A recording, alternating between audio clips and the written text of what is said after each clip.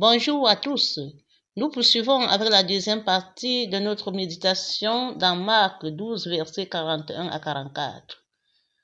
Nous allons découvrir l'attitude de Jésus assis en face de la salle du trésor.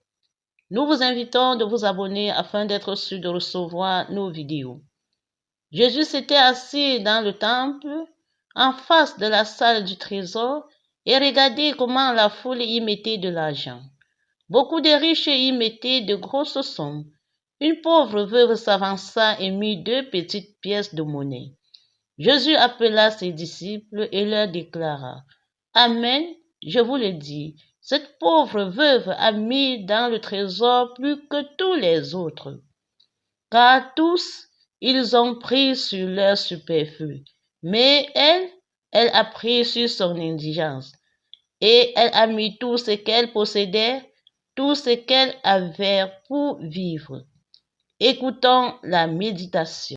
La deuxième partie continue l'évangile de Saint Marc, versets 12, 41 à 44.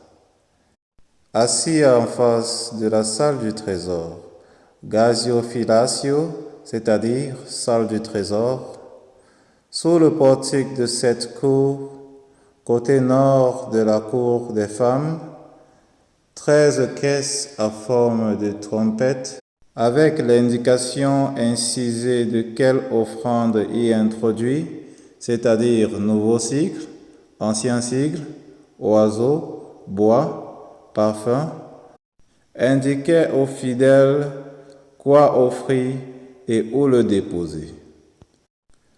Assis en face de la salle du trésor, elle est assez étrange cette attitude de Jésus de s'asseoir à l'intérieur du temple.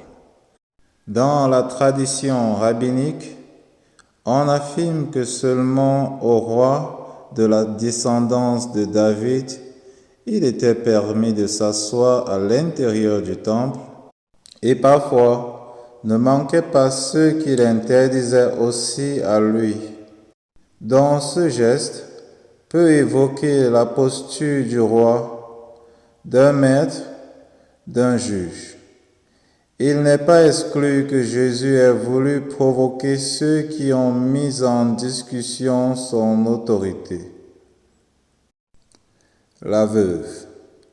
Les veuves sont répertoriées dans la catégorie des pauvres, veuves, orphelins et étrangers. Si la Bible insiste pour qu'on prenne soin des pauvres, c'est parce que Dieu les aime et certainement parce que dans la pratique, ce n'est pas le cas. Il suffit de rappeler le coup de gueule de Jésus-Christ contre les scribes qui dévorent les biens des veuves. Rappelons-nous la veuve de Nain qui avait perdu son fils unique, la veuve dans la parabole qui n'obtient pas justice de la part du juge mauvais.